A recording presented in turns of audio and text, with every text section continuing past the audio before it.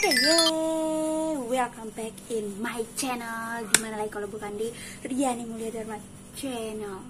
So, sahabat Riani, selamat sore there. Hari ini ada info yang akan aku bagikan dan saya rasa kalian semua tunggu-tunggu dan saya yakin kalian suka. Buat kamu yang tersuka, terus tonton, skip aja, saya terpaksa. Buat kamu yang suka, buat kamu yang tertarik untuk nonton, jangan skip, tonton sampai selesai. Tapi sebelum kamu semua tonton, jangan lupa untuk subscribe, like, dan share video ini. Semoga bermanfaat dan kelak suatu saat orang akan bisa bilang kalau oh iya juga ya, saat itu yang aku tonton di Riani channel itu manfaat sampai sekarang dan memang terbukti.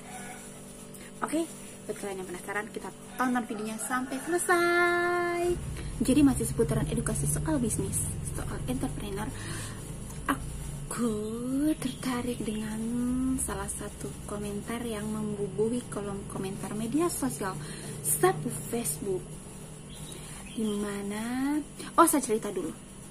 Jadi, waktu tahun 2019 awal, kalau saya tidak salah sih, itu 2019 awal, kami di Papua itu melakukan tes CPNS online itu, tapi formasi 2018, dimana saya juga tidak tahu itu keterlambatan atau memang pelaksanaannya di 2019. Kalau saya tidak salah ya, jangan sampai saya salah dapat bully lagi, jangan bully, kitong anti bullying, oke? Jadi kitong kalau tidak salah itu tes 2019 dan tiba sampai ini 2020 bulan Agustus baru ada info kabar berita itu kalau akan diumumkan. Dan untuk semua kabupaten kota yang ada di Provinsi Papua sudah umumkan depu hasil CPNS.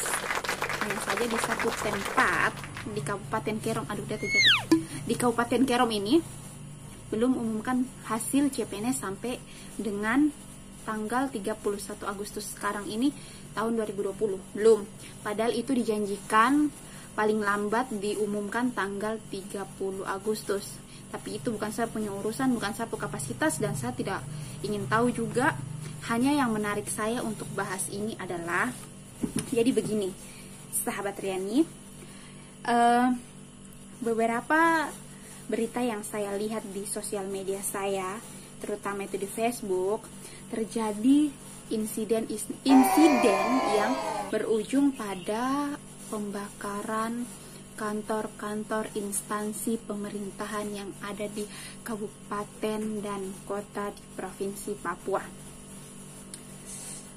Kalau yang saya telaah, yang saya baca dari komentar-komentarnya itu, dia mengarah lebih kepada ketidakpuasan hasil berdasarkan aturan otonomi khusus, undang-undang otonomi khusus. Dan saya juga tidak begitu paham itu undang-undang nomor berapa, karena saya tidak mentelaah dan saya tidak baca bukunya juga, tidak baca dia punya undang-undang juga. Ini hanya kesimpulan saya setelah saya membaca di kolom komentar dari beberapa akun yang membagikan insiden atau peristiwa tersebut. Oke, jadi singkat cerita, ada beberapa perkantoran atau gedung dari instansi pemerintah yang dibakar, dilempari batu dan sebagainya. Itu karena ketidakpuasan dari masyarakat atas hasil pengumuman CPNS formasi tahun 2018. Karena Kerom juga sampai sekarang seperti yang saya bilang tadi belum umumkan sampai detik ini. Sekalipun sudah diumumkan, mungkin saya tidak tahu, ayam lagi dia mau masuk di konten seperti biasa. Oke, jadi itu memancing saya untuk saya juga bikin status di sapu sosial media Facebook. Jadi hari itu saya tulis, kalau tidak salah kurang lebihnya begini: kenapa harus CPNS? Kita harus belajar menjadi penguasa dari pengusaha.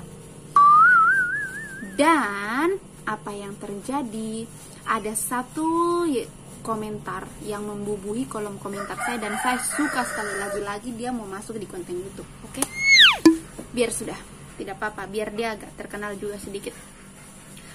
Jadi isi komentarnya itu adalah tidak semua orang memiliki kemampuan dan berkeinginan. Sekali lagi, tidak memiliki kemampuan dan berkeinginan menjadi seorang entrepreneur. Masih kita dengan topik yang sama ya, Dare. Jadi, menurut saya, dia lagi mau tenar. Oke, jadi saya pribadi, entah mungkin karena saya seorang entrepreneur, saya terjun di dunia usaha, walaupun kecil. Jadi menurut saya, dan saya teringat dari kata-kata dosen saya beberapa tahun lalu waktu saya makan bangku kuliah. Bukan saya gigit, tapi saya maksudnya saya duduk di bangku kuliah untuk sekolah supaya pintar. Karena begini juga saya ini agak, ya silakan sahabat Riani, Dare semua bisa pahami sendiri. Oke, yang kenal saya pasti sudah tahu saya punya keramaian seperti apa. Jadi saya teringat sapu dosen kata-kata begini. Mungkin sekarang karena kita masih dimanjakan dengan undang-undang otonomi khusus, membuat kita tidak memiliki daya saing yang tinggi. Tapi percaya, cepat atau lambat 10-20 tahun ke depan ketika undang-undang otonomi khusus tidak diperpanjang, mau tidak mau kita harus bersaing secara global. Apakah kita siap? Apakah kita mampu? Kita harus tanyakan diri kita sejak dini. Jangan nanti, karena kalau nanti terlambat. Harus sejak dini. Jadi yang bikin saya tertarik dengan statement itu adalah ketika sekarang ada statement yang mengatakan tidak semua orang memiliki kemampuan dan berkeinginan. Lantas, kapan mereka memiliki kemampuan dan berkeinginan? Apakah tunggu ada persaingan globalisasi dulu, baru mereka mampu, atau tidak? Itu yang ada di benak saya. Tapi sekilas karena saya mengingat kata-kata dosen saya beberapa tahun silam, jadi saya berpikir begini.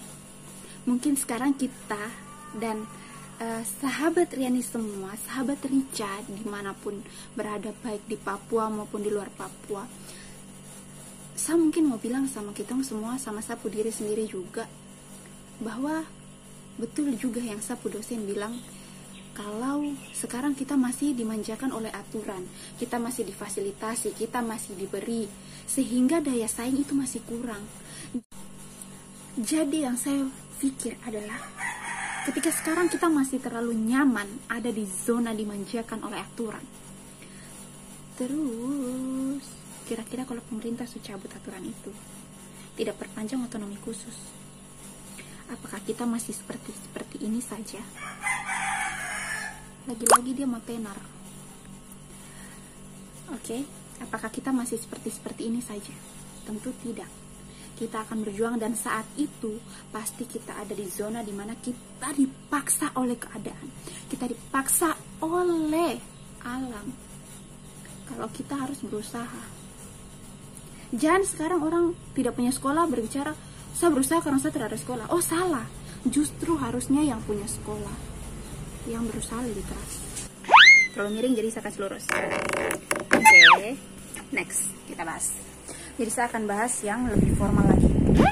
Jadi menurut saya begini ya, sahabat Riani semua,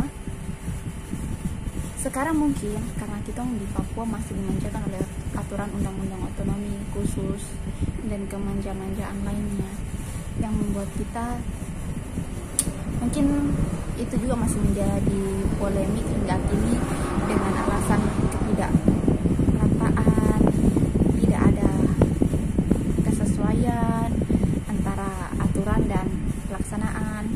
Itu saya tidak tahu, karena selama saya sekolah, sampai saya bisa selesai sekolah, sampai saya bisa selesai kuliah juga saya biaya sendiri, biaya dari orang tua. Saya merasa, walaupun saya anak Papua, saya lahir besar Papua, tapi saya belum pernah merasakan apa yang namanya saya dibantu sekolah, saya dibantu untuk kasih bantu biaya dan sebagainya. Alhamdulillah sampai detik ini sapu bapak, sapu mama masih bisa untuk kasih sekolah saya sampai saya bisa selesai di jenjang yang sama. Jadi saya tidak tahu bahas itu lebih jauh. Ini yang saya mau bahas adalah mengenai usaha. Jadi statement itu yang keluar membuat saya menjadi berapi-api ingin bahas. Kita snack dulu biar gaya. Jika sekarang ada statement belum berkeinginan dan tidak semua mempunyai kemampuan untuk mengelola dan berkecimpung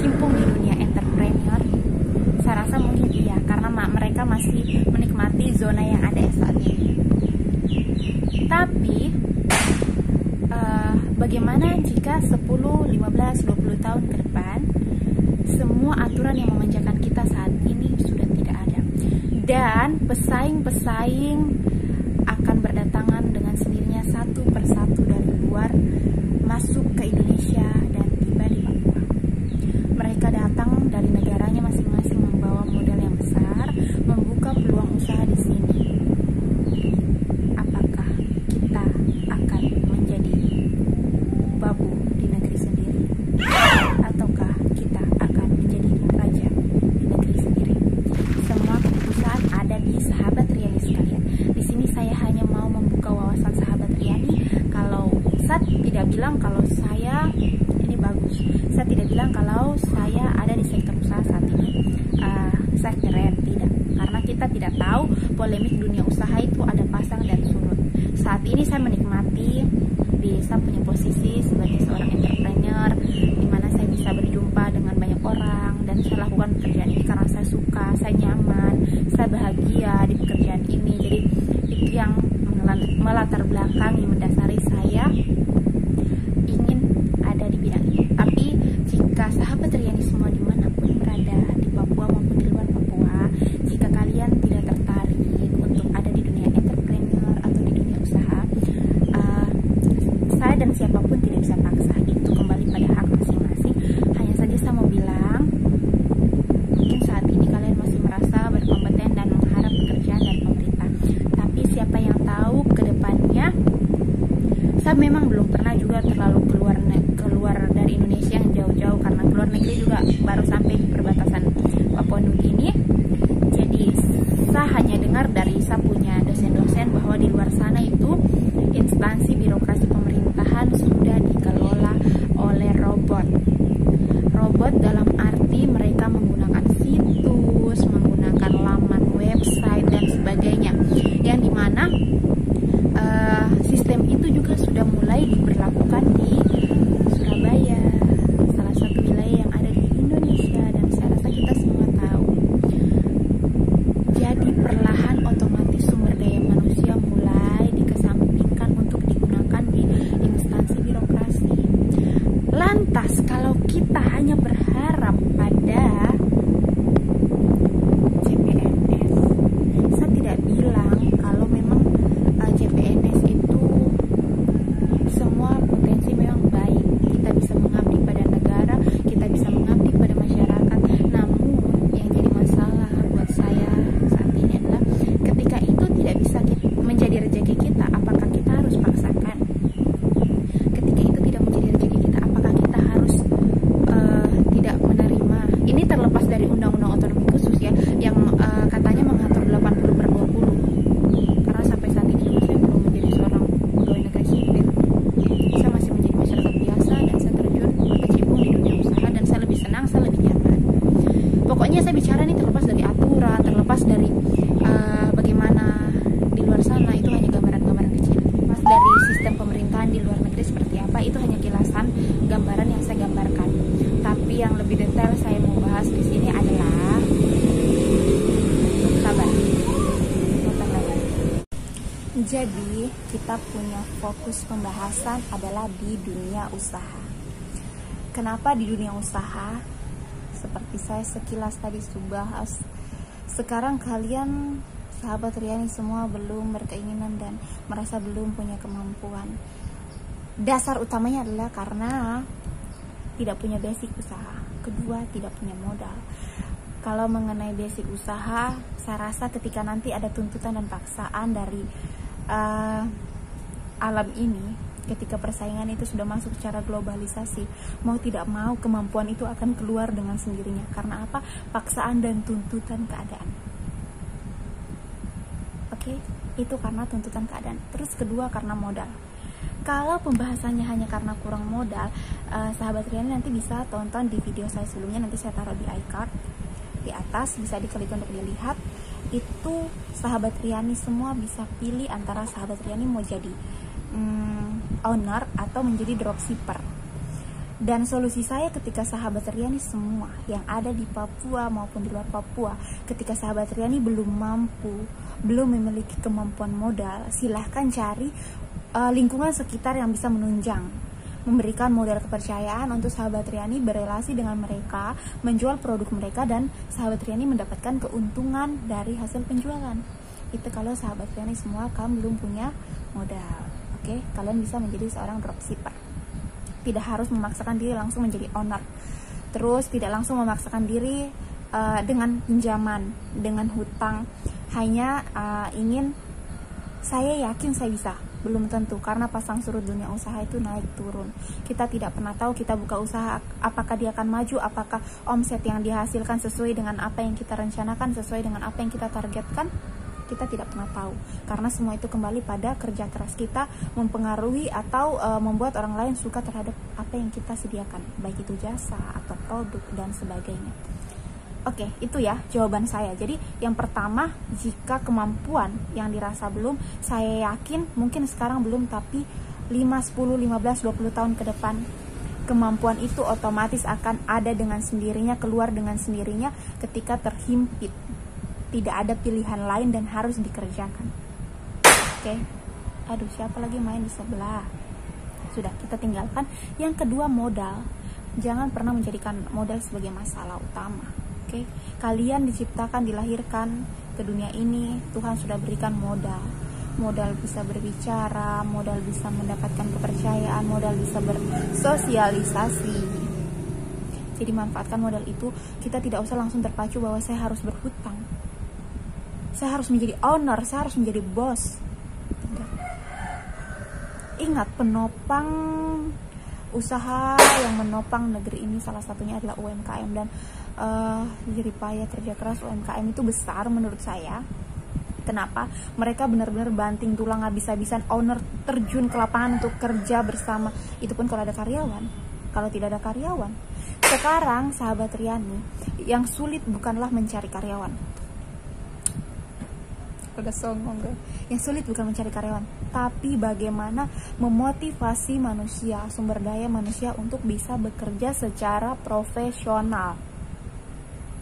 Kembali lagi pada statement saya tadi, bahwa karena masih kurangnya persaingan, masih banyaknya potensi lapangan pekerjaan yang tersedia untuk wilayah Papua, sehingga orang masih meninggikan gengsi mereka untuk bekerja. Adapun pekerjaan yang diberikan, pasti mereka hanya semangat mereka hanya membara 1, 2 atau maksimal 3 bulan bekerja. Kadang pun masa ikatan kerja dengan perusahaan atau tempat bekerja belum selesai, mereka sudah out dengan alasan ingin mencari pengalaman di tempat yang lain. Padahal sesungguhnya kalau menurut saya, orang yang benar-benar ingin mencari pengalaman adalah mereka yang mampu konsisten dan bertanggung jawab terhadap apa yang dipercayakan terhadap mereka. Itu menurut saya, tapi tidak tahu dengan yang lain. Oke, thank you guys, thanks there for watching my video. Terima kasih. Terus support channel ini kalau kalian suka dan kalian rasa channel ini bermanfaat. Silakan kalian subscribe, share sebanyak-banyaknya ke teman-teman kalian. Jangan lupa like juga, dan tombol loncengnya jangan lupa diklik supaya setiap saya memberikan edukasi atau inovasi atau inspirasi di dalam setiap konten saya, kalian langsung bisa menerima notifikasinya. So, kalau ada kalian punya inovasi, inspirasi atau edukasi, silakan kalian boleh tinggalkan jejak komentar kalian di kolom komentar saya, dan saya akan share terus video-video yang bermanfaat dan memberikan kita edukasi, inovasi, dan inspirasi. Thank you.